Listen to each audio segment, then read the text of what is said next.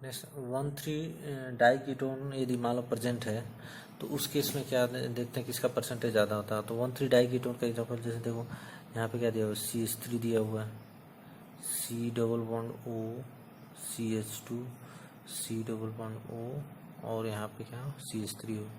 ठीक है, तो ये हो गया 1,3 पे, मतलब 1 पे है तो ये 3 पे कीटो है, मतलब दोनों के बीच में क्या है 3 कार्बन का डिफरेंस है, मतलब एक के बाद से एक गैप है। इसमें क्या है 1,3 डाई कीटोन बोल देंगे। ठीक है, तो अब इसमें किसका परसेंटेज ज़्यादा होगा। ठीक है, तो इस वाले कार्बन को हम लोग कौन सा बोलते हैं, एक्टिव मिथाइलिन कार्बन। ठीक है, एक्टिव मिथाइलिन कार्बन होता है। ठीक है, एक्टिव मिथाइलिन ये ज़्यादा एसिडिक होता है, क्योंकि अगर यहाँ पे निगेटिव चार्ज आएगा तो यहाँ पे एक -M और यहाँ पे एक -M, दो -M लगेगा तो स्टेबिलिटी क्या होगी, ज़्यादा होगी। इस पे निगेटिव चार्ज का, तो यहाँ पे निगेटिव आएगा तो चाहे इधर हो चाहे इधर बना लेते हैं। तो अगर इसका क्या बनाएंगे, इनोल बनाएंगे तो यहाँ से OH माइनस क्या करेगा, इसके H को लेके जाएगा, यहाँ पे निगेटिव चार्ज, यहाँ तो ये निगेटिव चार्ज क्या हो जाएगा, यहाँ से ये यहाँ पे डबल बॉन्ड बना के यहाँ से क्या हो जाएगा OH आ जाएगा। तो एक बना के चेक कर लेते हैं किसका परसेंटेज ज़्यादा होगा। तो C डबल बॉन्ड O, यहाँ पे क्या आएगा CH डबल बॉन्ड आ जाएगा, CO और यहाँ से क्या आ जाएगा H हो जाएगा, यहाँ पे CH3। तो अब देखो यहाँ से क्या हो जाएगा O और H के बीच में हाइड्रोजन बॉन्डिंग हो जाएगी। अब कितने मेंबर का रिंग हो जाएगा, 1 2 3 4 5 एंड 6। तो 2 रीजन होता है, एक तो हाइड्रोजन बॉन्ड और एक 6 मेंबर्ड रिंग। 6 मेंबर की रिंग क्या होती है, सबसे ज़्यादा स्टेबल होती है 6 मेंबर्ड रिंग। तो इन 2 रीजन की वजह से कि 6 मेंबर्ड रिंग होने की वजह से और हाइड्रोजन बॉन्डिंग होने की वजह से क्या हो जाएगा, परसेंटेज किसका ज़्यादा होता है, परसेंटेज ऑफ इनोल क्या होता है, ज़्यादा होता है परसेंटेज ऑफ कीटो से। ठीक है, इसमें कौन 1,3 डाई कीटोन में किसका परसेंटेज ज़्यादा होता है, इनोल का परसेंटेज ज़्यादा होता है किसके कंपैरिजन में, कीटो के कंपैरिजन में। लेकिन अब इसमें देखो कि अगर एक्टिव मिथाइलिन कार्बन पे कोई ग्रुप प्रेजेंट है, if any group is at active methylene carbon, active methylene carbon. ठीक है, जैसे कि एग्जांपल देखते हैं CH3, C double bond O, CH, यहाँ पे ऑलरेडी CH3 है, C double bond O, CH3। तो अब इसमें होगा क्या कि किसका परसेंटेज ज़्यादा हो जाएगा। तो अब इसमें किसका, देखो इसमें हाइड्रोजन बॉन्डिंग होगी लेकिन क्या हो जाएगा इसका परसेंटेज, देखो if any group is at active methylene carbon, अगर एक्टिव मिथाइलिन कार्बन पर यदि कोई भी ग्रुप जुड़ा हुआ है, ठीक है, तो उस समय क्या होगा कि कीटो का परसेंटेज ज़्यादा आ जाता है, क्योंकि अगर इसका इनोल बनाते हैं, ठीक है, इसका इनोल बनाएंगे तो क्या आ जाएगा, यहाँ से जो ये CH3, यहाँ से OH, यहाँ से CH लिख देते हैं, ये वाला ग्रुप कौन सा है CH3 यहाँ पे जुड़ा हुआ है, और C double bond O CH3। तो इसमें हाइड्रोजन बॉन्डिंग होगा, बट होगा क्या कि इनमें, इन वाले ग्रुप में एक्टिव मिथाइलिन कार्बन पे जो ग्रुप जुड़ा हुआ है इनमें रिपल्सन होता है, रिपल्सन होता है। तो अगर रिपल्सन बढ़ता है तो ये हाइड्रोजन बॉन्डिंग क्या हो जाती है, कम होते जाती है, नहीं होती है, क्योंकि अगर एक्टिव मिथाइलिन कार्बन पे ये है तो इनमें ग्रुप में क्या होता है, रिपल्सन होता है, तो हाइड्रोजन बॉन्डिंग होती नहीं है। अगर हाइड्रोजन बॉन्डिंग नहीं होगी तो कौन सा स्टेबल हो जाएगा, परसेंटेज ऑफ कीटो क्या हो जाएगा, ज़्यादा हो जाएगा। तो परसेंटेज ऑफ कीटो किससे ज़्यादा हो जाएगा, परसेंटेज ऑफ इनोल से ज़्यादा हो जाएगा। 1,3 डाई कीटोन में हमेशा किसका परसेंटेज ज़्यादा होगा, इनोल का परसेंटेज ज़्यादा होगा कीटो से। बट यदि कोई एक्टिव मिथाइलिन कार्बन जुड़ गया इस पर तो कीटो का परसेंटेज ज़्यादा हो जाएगा। और ये मतलब कीटो का परसेंटेज ज़्यादा हो जाएगा अगर इस पे जितना बड़ा ग्रुप रहेगा, जितना बल्कि ग्रुप रहेगा, परसेंटेज ऑफ कीटो क्या होगा, इंक्रीज करेगा। ये ग्रुप जितना बल्कि ग्रुप होगा, मतलब जो ये एक्टिव मिथाइलिन कार्बन पे जो ग्रुप है जितना बल्कि ग्रुप होगा, परसेंटेज ऑफ कीटो क्या होगा उतना ही इंक्रीज करेगा। मतलब CH3 की जगह अगर मान लो टर्सरी रहता यहाँ पे, तो उसमें क्या हो जाता, परसेंटेज ऑफ कीटो और ज़्यादा हो जाता है, यानी कि इनोल का परसेंटेज क्या होता, कम होते जाता है। ठीक है, तो ये 3 कंडीशंस हैं जिसमें स्टेबिलिटी आप कंपेयर कर सकते हैं किसका, कीटोन का ज़्यादा, कीटो या फिर ये क्या हो गया, इनोल में से किसका परसेंटेज ज़्यादा है। तो तीनों समझ में आ गया। नेक्स्ट एक क्वेश्चन देखते हैं इससे रिलेटेड, जिसमें कह रहा है कि compare the percentage of enol in the following. ठीक है, इनोल का परसेंटेज बताना। अगर मान लो इसमें अगर केवल ये बोला जाता है कि परसेंटेज ऑफ कीटो और इनोल में किसका ज़्यादा होगा, तो आंसर देना आसान था, क्योंकि 1,3 डाई कीटो है, 1,3 डाई कीटो है, तो हमेशा किसका परसेंटेज ज़्यादा होगा, इनोल का परसेंटेज ज़्यादा होगा कीटो से। अब बात यह, कोई एक्टिव मिथाइलिन कार्बन पे कोई ग्रुप जुड़ा नहीं हुआ है। अब ये है कि दोनों ग्रुप जो जुड़े हुए हैं, अब इनमें कंपेयर करना है कि इनमें से परसेंटेज ऑफ इनोल किसका ज़्यादा है। इनोल का कीटो का परसेंटेज ज़्यादा है, बट आपस में इनोल का परसेंटेज किस में ज़्यादा है।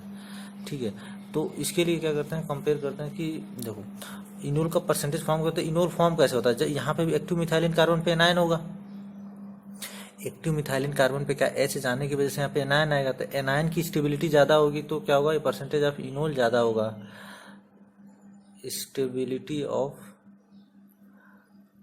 एनायन इंक्रीजेज, अगर स्टेबिलिटी ऑफ एनायन इंक्रीज कर रहा है तो क्या हो जाएगा, इनोल परसेंटेज इंक्रीज करेगा, परसेंटेज ऑफ इनोल इंक्रीज करेगा। अब देखते हैं सब में कुछ सिमिलर टाइप का है, इतना तो पार्ट क्या है, सब में सिमिलर है। डिफरेंट क्या है, जो साइड वाले जो ग्रुप लगे हुए हैं वो डिफरेंट है। तो इनमें को जो जो ग्रुप लगे हैं उनका इफेक्ट चेक कर लेते हैं एक बार। जो पीएच लगा हुआ है यहाँ पे, तो इस निगेटिव के रिस्पेक्ट में क्या लगेगा, इसका रेजोनेंस तो नहीं लगेगा, रेजोनेंस तो इसके रिस्पेक्ट में लगेगा, इसके रिस्पेक्ट में इसका क्या लगेगा, -I इफेक्ट लगेगा, -I इफेक्ट लगेगा, क्योंकि डबल बॉन्ड का कार्बन क्या होता है, ज़्यादा इलेक्ट्रोनेगेटिव होता है। तो यहाँ पे इसका इफेक्ट कौन सा आ जाएगा, -I इफेक्ट लगेगा। CH3 का कौन सा इफेक्ट लगेगा, +I इफेक्ट लगेगा। ठीक है, और H का तो न्यूट्रल रहेगा, कोई इफेक्ट नहीं है। ठीक है, तो कम से कम अब ये तो स्टेबल बनाएगा, ये अनस्टेबल बनाएगा।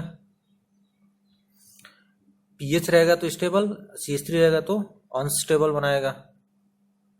ठीक है, अब देखते हैं इसमें और हाइड्रोजन, तो सबसे ज़्यादा तो माइनस, जिसमें दोनों साइड में पीएच है, यहाँ पे भी पीएच है, यहाँ पे भी पीएच है, तो सबसे ज़्यादा इनोल परसेंट देखो, यहाँ pH CH3 pH CH3 pH H, इस तरह डिफरेंट दिए, तो जिसमें पीएच और पीएच दोनों है, दोनों माइनस आई है, तो वो ज़्यादा स्टेबल होगा। तो सबसे ज़्यादा किसका आ जाएगा यहाँ पे ऑर्डर में, बी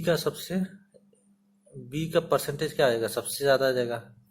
ठीक है, अब नेक्स्ट देखते हैं, पीएच के साथ यदि H दिया हुआ है, पीएच के साथ H है, तो ठीक है, ये वाला क्या हो जाएगा, सेकेंड नंबर पे आ जाएगा, क्योंकि पीएच है, -I है, उसका H है, तो ये हो जाएगा D हो जाएगा। देन इसके बाद क्या होगा,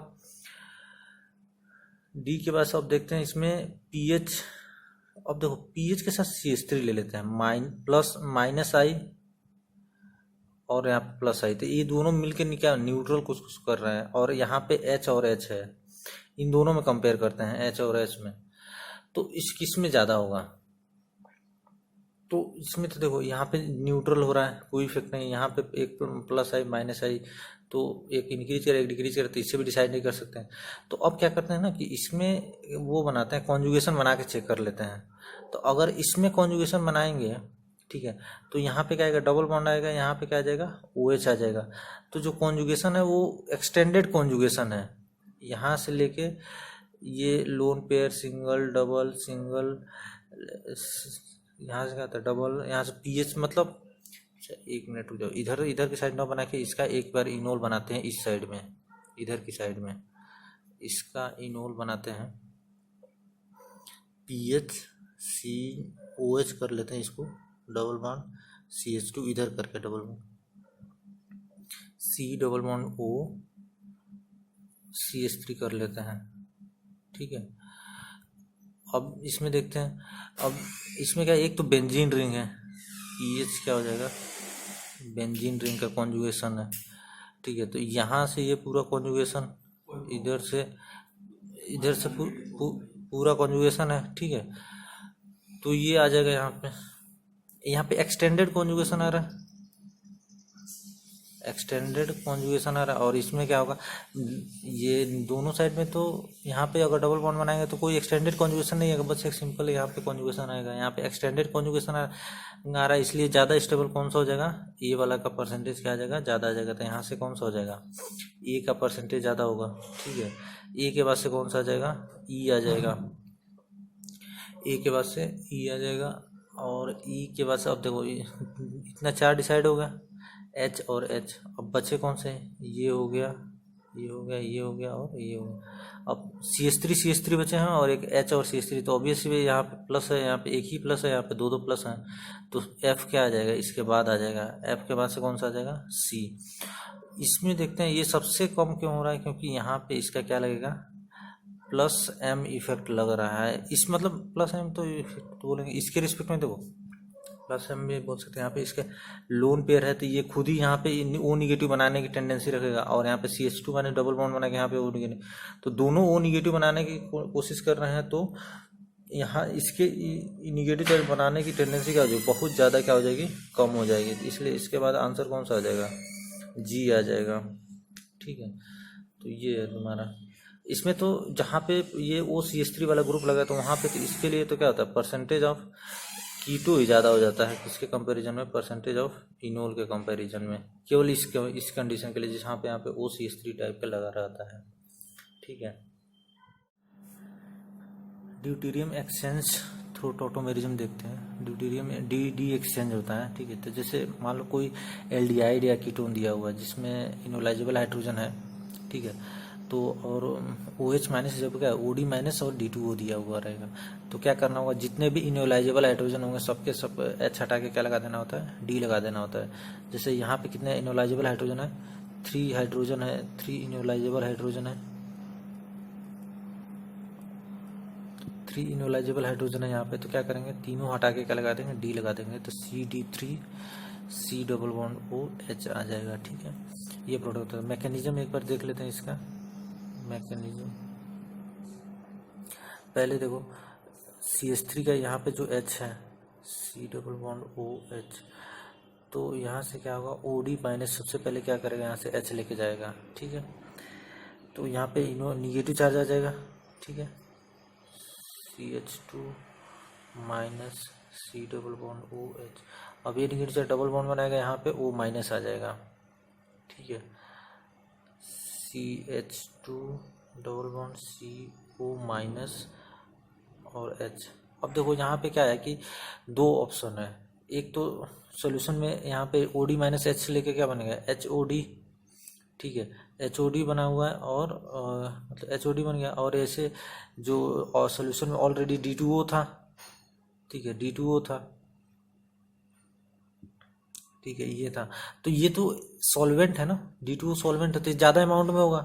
तो जो यहाँ पे जो H आता था वो कौन सा आएगा, D का आएगा, कि O माइनस क्या करेगा, यहाँ पे D पे अटैक करके यहाँ से D2O पे अटैक करके यहाँ से D आ जाएगा।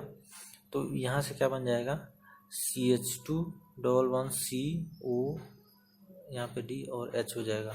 ठीक है, अब ये फिर D क्या हो जाएगा, फिर रिवर्स जब इनोल से जब ये क्या बनेगा, इनोल बन गया, इनोल से जब ये कीटो बनेगा तो क्या हो जाएगा, यहाँ से ये D रिमूव हो जाएगा D प्लस के फॉर्म में, यहाँ पे O निगेटिव आएगा, निगेटिव डबल बॉन्ड बनाएगा, और यहाँ पे इस पे कौन सा चार्ज आ जाएगा, निगेटिव चार्ज।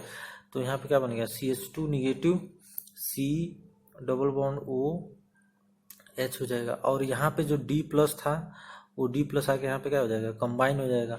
तो यहाँ पे क्या बन जाएगा, CH2D C double bond OH। तो यहाँ पे एक D एक्सचेंज हो गया। ऐसे ही क्या होगा, फिर से OD माइनस यहाँ पे अटैक कर तो दूसरा हाइड्रोजन जाएगा।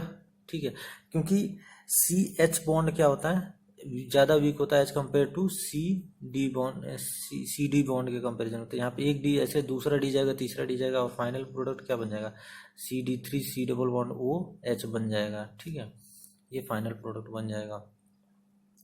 इसमें जैसे कोई सा भी क्वेश्चन दिया रहेगा, जैसे एक क्वेश्चन कोई सा भी क्वेश्चन रहेगा, तो जितने भी इनोलाइजेबल हाइड्रोजन है, जैसे CO दिया हुआ है, यहाँ पे OD माइनस और D2O दे दिया, तो जितने इनोलाइजेबल, इसमें इनोलाइजेबल हाइड्रोजन कितने हैं, 4 हाइड्रोजन है जो इनोलाइजेबल हैं, 2 और 2 4 इनोलाइजेबल। तो दो सबकी जगह पे क्या लगा देंगे, D लगा देंगे, सिंपल, कुछ भी नहीं करना है, मैकेनिज्म से मतलब नहीं। यहाँ पे डी डी लगा दिए, यहाँ पे भी डी और यहाँ पे भी डी। जितने भी इनोलाइजेबल हाइड्रोजन काउंट करना आता है कितने हैं, जितने हैं उतने हटा के सारे के सारे क्या कर देंगे, डी लगा देंगे तो आंसर आ जाएगा। ठीक है, ये हो जाएगा ड्यूटेरियम मिक्सचर। नेक्स्ट देते हैं इसमें रेसमाइजेशन थ्रू टोटोमेरिज्म। रेसमाइजेशन, तो सबसे पहले तो रेसमाइजेशन मतलब पहले तो रेसमिंग मिक्सचर फॉर्म करने को क्या बोलते हैं, रेसमाइजेशन। और रेसमिंग मिक्सचर क्या होता है, ठीक है, 50% आर मान लो कॉन्फ़िगरेशन है और 50% एस कॉन्फ़िगरेशन हो, एक दूसरे के मिरर इमेज हो, 50-50% यदि हैं तो इनके सोल्यूशन को हम लोग क्या बोलेंगे, रेसमिक मिक्सचर बोलेंगे। रेसमिक मिक्सचर जिसमें भी क्या होगा, दोनों कायरल कंपाउंड जो होंगे, दो एक दूसरे के जो मिरर इमेज है 50-50% होंगे, तो वो रेसमिक मिक्सचर होता है। ठीक है, अब जैसे कि यहाँ पे एक एल्डिहाइड कीटोन दिया हुआ है तो ये रेसमाइजेशन होगा। रेसमिक अभी तो रेसमिक मिक्सचर नहीं है क्योंकि कोई एक कॉन्फ़िगरेशन दिया हुआ है। ठीक है, कोई एक कॉन्फ़िगरेशन दिया है, बट इसको बेसिक मीडियम में यदि डिजोल्व कर देंगे तो ये रेसमिक मिक्सचर फॉर्म करेगा। तो रेसमिक मिक्सचर फॉर्म करने के लिए कंडीशन क्या है, कंडीशन ये है, कंडीशन क्या है इसका, कि जो इनोलाइजेबल हाइड्रोजन होना चाहिए वो कहाँ पे प्रेजेंट होना चाहिए, enolisable hydrogen must be present at chiral carbon. Chiral carbon पे यदि इनोलाइजेबल हाइड्रोजन प्रेजेंट है तो वो रेसमाइजेशन होगा। ठीक है, ये कंडीशन होगा। अब रेसमाइजेशन होगा कैसे ये देखते हैं। तो सबसे पहले OH देखो, यहाँ पे देखो CH, यहाँ वाला कार्बन sp3 है, यहाँ पे एक हाइड्रोजन है जो इनोलाइजेबल है और एक कायरल कार्बन है, तो इसका कोई एक कॉन्फ़िगरेशन होगा, मान लो क्या है आर कॉन्फ़िगरेशन है, वो निकाल भी सकते हो कौन सा कॉन्फ़िगरेशन है। ठीक है, चलो जो जो भी हो, ठीक है, यहाँ से ठीक है, मैं वो नंबरिंग करके निकालते हैं। यहाँ पे क्या होता है, सबसे फर्स्ट नंबर मान लो, अगर चलो देख ही लेते हैं क्या होता है, ये फर्स्ट नंबर हो जाएगा, सेकंड नंबर और ये थर्ड नंबर, तो ये कौन सा कॉन्फ़िगरेशन आ जाएगा, एस कॉन्फ़िगरेशन आ जा रहा है। ठीक है, इसको फोर्थ नंबर मान भी लेते हैं, तो एस कॉन्फ़िगरेशन आ जा रहा है, कोई बात नहीं। तो यहाँ से OH माइनस क्या हो जाएगा, यहाँ से H चला जाएगा, तो यहाँ पे निगेटिव चार्ज है, निगेटिव चार्ज यहाँ पे डबल बॉन्ड बना है, यहाँ पे O निगेटिव बन जाएगा। ठीक है, तो लिख लेते हैं, यहाँ पे क्या हो जाएगा, CH3 CPH CO negative H, यहाँ पे डबल बॉन्ड आ गया। ठीक है, अब यहाँ पे देखो ये आ गया H, ये आ गया H आ गया। अब फिर से यहाँ पे H2O से क्या हो जाएगा, एक पद से यहाँ पे H आ जाएगा, PH CH3 CPH C11COH और H है। अब चलते हैं फिर से एक बार देखते हैं, ये तो इनोल बन गया। अब जब इनोल से ये कीटो बन रहा होगा, इनोल से जब ये कीटो बनेगा तो क्या होगा, यहाँ से H प्लस के फॉर्म में चला जाएगा, यहाँ पे O निगेटिव डबल बॉन्ड, और यहाँ पे ये बनाएगा, तो यहाँ पे इस पे कौन सा चार्ज आएगा, निगेटिव चार्ज आएगा, कार्बन PH CH3, यहाँ पे निगेटिव आ गया CO डबल बॉन्ड और H। अब सोचते हैं यहाँ पे जो निगेटिव है ये कौन सा कार्बन है, ये sp2 हाइब्रिडाइज होगा, क्योंकि 1 2 3 बॉन्ड पेयर, एक लोन पेयर है, लेकिन लोन पेयर क्या है, कॉन्जुगेशन में है। अगर लोन पेयर कॉन्जुगेशन में होता है तो हम उसको हाइब्रिडाइजेशन में काउंट नहीं करते हैं। तो 1 2 3 बॉन्ड पेयर, तो यानी ये कौन सा होगा, sp2 हाइब्रिडाइजेशन वाला जो भी होता है वो किस में होता है, प्लेनर शेप में होता है, ट्राइगोनल प्लेनर में होता है। तो जो भी यहाँ से देखो, यहाँ से जो H प्लस आया है, तो अब H प्लस यहाँ पे क्या आके जुड़ेगा, तो वो ऊपर से भी आ सकता है और नीचे से भी आ सकता है। तो दोनों पॉसिबिलिटी है कि यहाँ से जो H आके लगेगा तो उसका कॉन्फ़िगरेशन R भी होगा और S भी होगा, R भी बनेगा और S भी बनेगा। इसका मतलब एक PH CH3H और C डबल बॉन्ड OH, और एक कॉन्फ़िगरेशन ऐसा आएगा जिसमें H यहाँ पे होगा, ये यहाँ पे होगा, मतलब दूसरा एक R हो गया और दूसरा एक क्या हो जाएगा, S हो जाएगा। दो प्रोडक्ट बनेंगे, तो दो पूरा 50-50% बने, क्योंकि अटैक ऊपर से 50% हो सकता है, नीचे से हो सकता है। तो यहाँ से क्या हो जाएगा, ये रेसमाइजेशन हो जाएगा, R और S के 50-50% आ जाएंगे। तो ठीक है, ये रेसमिक मिक्सचर फॉर्म हो गया। अब कंडीशन पता चल गया कि कंडीशन क्या है, कि इनोलाइजेबल हाइड्रोजन होना चाहिए, वो मस्ट प्रेजेंट होना चाहिए किस पे, कि कायरल कार्बन पे प्रेजेंट होने चाहिए। ठीक है, और कुछ एग्जांपल्स देखते हैं, जैसे मान लो कि कुछ कंडीशन में, जैसे मान लो एक यहाँ पे एग्जांपल दिया हुआ CPH CH3H ले लेते हैं, C डबल बॉन्ड O, यहाँ पे इस वाले कार्बन को भी कायरल कर देते हैं, एच डी, और मान लो CH3 है, यहाँ पे PH कर लेते हैं, यहाँ पे CH3 कर लेते हैं, यहाँ पे भी कुछ, चलो OH ही कर लेते हैं, OH। तो ये भी कायरल है, ठीक है, और ये भी कायरल है, ठीक है। यहाँ पे क्या इनवलाइजेबल हाइड्रोजन प्रेजेंट है, ठीक है। बट यहाँ पे देखो इसका कॉन्फ़िगरेशन फिक्स्ड रहेगा, मान ले तो कोई सा भी R या S जो भी है, ठीक है। और यहाँ पे जब ये बेसिक मीडियम में डिजोल्व करेंगे OH माइनस, ठीक है, तो बेसिक मीडियम में डिजोल्व करेंगे तो ये तो R का S बन जाएगा, R भी बनेगा और S भी बनेगा। तो सोचो कौन कौन सा प्रोडक्ट आएगा, एक तो इसका रेसमाइजेशन हो जाएगा, तो ये क्या आ जाएगा, एक R हो जाएगा, लेकिन इसका कॉन्फ़िगरेशन फिक्स रहेगा तो R बन जाएगा, और इसका दूसरा जो S बन जाएगा, लेकिन इसका तो कांस्टेंट रहेगा, R ही रहेगा। तो ये आपस में रेशमिक मिक्सचर नहीं होंगे, ये क्या हो जाएंगे, डाइस्ट्रियोमर्स हो जाएंगे, टीरियोमर्स। तो बस एक यही ध्यान रखना है कि अगर एक इनोलाइजेबल हाइड्रोजन जो है वो कायरल कार्बन पे है, बट दूसरा कार्बन भी यदि कायरल होगा, ठीक है, उस केस में क्या हो सकता है, एक का कॉन्फ़िगरेशन यदि फिक्स है तो दूसरे का कॉन्फ़िगरेशन केवल वो R और S बनेगा, तो लेकिन वो मिरर इमेज एक दूसरे का नहीं हो, क्योंकि दूसरा वाला कॉन्फ़िगरेशन तो कांस्टेंट है। अगर इसका भी R का S हो जाता तो दोनों क्या हो जाता है, एक दूसरे के मिरर इमेज हो जाते, और वहाँ पे क्या होता है, रेसमिक मिक्सचर फॉर्म होता। बट ऐसा नहीं होगा, ये क्या हो जाएगा, डाइस्ट्रियोमर्स हो जाएगा, ठीक है। तो बस उसी केस में नहीं हो सकता है इनोलाइजेबल हाइड्रोजन कायरल कार्बन, जहाँ पे दो कायरल कार्बन होंगे, नहीं तो बाकी कोई सा भी एक जगह पे अगर कायरल कार्बन पे जो भी इनोलाइजेबल हाइड्रोजन यदि कायरल कार्बन पे है तो वहाँ पे रेसमाइजेशन होगा ही होगा। एक इलेक्ट्रोफिलिक एरोमेटिक सब्स्टिट्यूशन रिएक्शन, कि अगर कोई एरोमेटिक कंपाउंड जैसे बेंजीन टाइप का हो गया, तो वहाँ पे अगर कोई इलेक्ट्रोफाइल होता है तो उसका एडिशन होता है और हाइड्रोजन रिमूव होता है, तो उसको क्या बोलते हैं हम लोग, electrophilic aromatic substitution. Aromatic compound में, ठीक है, इलेक्ट्रोफाइल ऐड होता है और सब उसका सब्स्टिट्यूशन होता है, मतलब E ऐड होता है और H क्या होता है, रिमूव होता है, H+ रिमूव होता है। एक इलेक्ट्रोफाइल ऐड हुआ, एक इलेक्ट्रोफाइल रिमूव होता है, तो क्या होता है, सब्स्टिट्यूशन हो जाता है, ठीक है। तो इसमें देखते हैं होता कैसे है कि फर्स्ट स्टेप है, स्टेप 1 में होगा, मतलब इसको स्टेप 1 बोलते हैं। स्टेप 1 में क्या होगा कि यहाँ पे ये निगेटिव आएगा, यहाँ पे पॉजिटिव चार्ज, और निगेटिव यहाँ पे इलेक्ट्रोफाइल क्या हो जाएगा, आके ऐड हो जाएगा। तो जो फर्स्ट स्टेप में बनेगा वो क्या बनेगा, यहाँ पे पॉजिटिव चार्ज आ गया, यहाँ पे इलेक्ट्रोफाइल ऐड हो गया, यहाँ पे डबल बॉन्ड है। तो अब इसके क्या होंगे, कॉन्जुगेशन में ये होगा, ठीक है, कॉन्जुगेशन में होगा तो इसके 3 स्ट्रक्चर हो सकते हैं, ठीक है। यहाँ से ये आ जाएगा, यहाँ पे पॉजिटिव चार्ज आ सकता है, डबल बॉन्ड और E रहेगा। एक बार और कॉन्जुगेशन करके यहाँ पे क्या आ जाएगा, E, यहाँ पे, मतलब तीनों में से कोई पोजीशन पे रह सकता है, यहाँ पे प्लस और यहाँ पे E आ जाएगा, तो ये तीनों में रह सकता है। ये फर्स्ट स्टेप हो गया। और सेकेंड स्टेप क्या होगा, यहाँ पे देखो एक H भी होगा, ठीक है। अब सेकेंड स्टेप क्या होता है, स्टेप सेकेंड में क्या होता है कि यहाँ पे ये H एरोमेटिसिटी यहाँ पे लूज कर रहा है, लेकिन यहाँ पे क्या होता है, H+ के फॉर्म में जाएगा, यहाँ पे निगेटिव चार्ज जाएगा, और वो निगेटिव चार्ज यहाँ पे क्या बना लेगा, डबल बॉन्ड बना लेगा, और यहाँ पे ये एरोमेटिक गेन कर लेगा, यहाँ पे ये हो जाएगा और ये है, मतलब H+ के फॉर्म में जाएगा यहाँ से, ठीक है। निगेटिव चार्ज आएगा, निगेटिव चार्ज यहाँ पे डबल बॉन्ड बना लेगा, और यहाँ E आके से, तो यहाँ पे E ऐड हुआ, इलेक्ट्रोफाइल ऐड हुआ, H+ रिमूव हुआ, तो मतलब एक इलेक्ट्रोफाइल ऐड हुआ, एक इलेक्ट्रोफाइल सब्स्टिट्यूट हुआ, तो उसको बोलते हैं इलेक्ट्रोफिलिक एरोमेटिक सब्स्टिट्यूशन। अब इसमें जो मेन इंपॉर्टेंट है वो देखना ये था कि इसमें काइनेटिक आइसोटोपिक इफेक्ट होता है, ठीक है, काइनेटिक आइसोटोपिक इफेक्ट।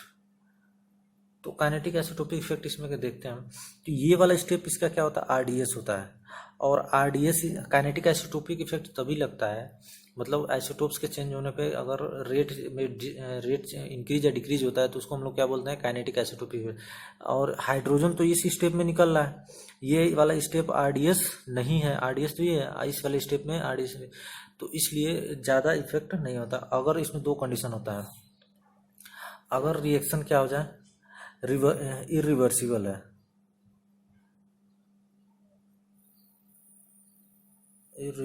है, इरिवर्सिबल होगा तो no kinetic isotopic effect, no kinetic isotopic effect.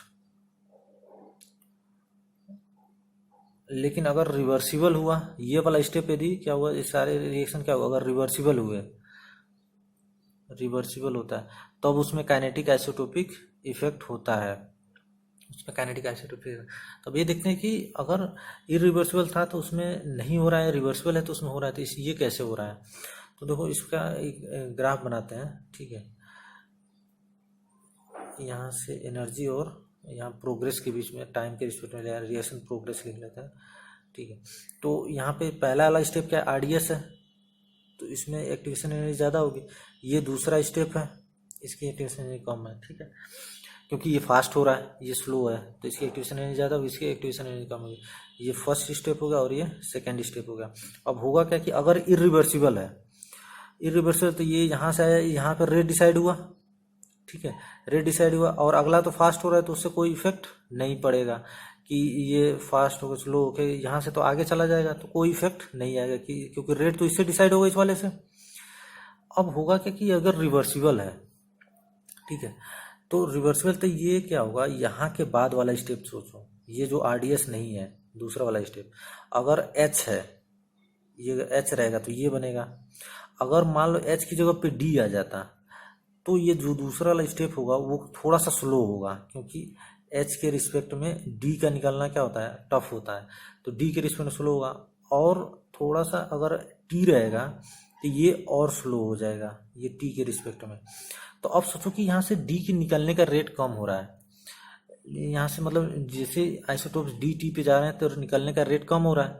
अब रेट कम होगा तो ये यहीं पे प्रेजेंट रहेगा, इस वाले पोजीशन पे क्या रहेगा, प्रेजेंट रहेगा। मतलब यहाँ से अगर जितना ज़्यादा टाइम तक प्रेजेंट रहेगा तो वो उसके रिवर्स जाने की टेंडेंसी ज़्यादा हो जाएगी, क्योंकि यहाँ पे कंसंट्रेशन क्या होगा, इंक्रीज होगा इसका। अगर इसके निकलने का रेट कम है तो यहाँ पे क्या होगा, कंसंट्रेशन इंक्रीज होगा। कंसंट्रेशन इंक्रीज होगा तो इसके बैक जाने की टेंडेंसी बढ़ जाएगी, क्योंकि रिएक्शन तो सारे रिवर्सिबल हैं, रिवर्सिबल है, तो ये क्या हो जाएगा, बैक जाने की टेंडेंसी कम हो गई, ठीक है।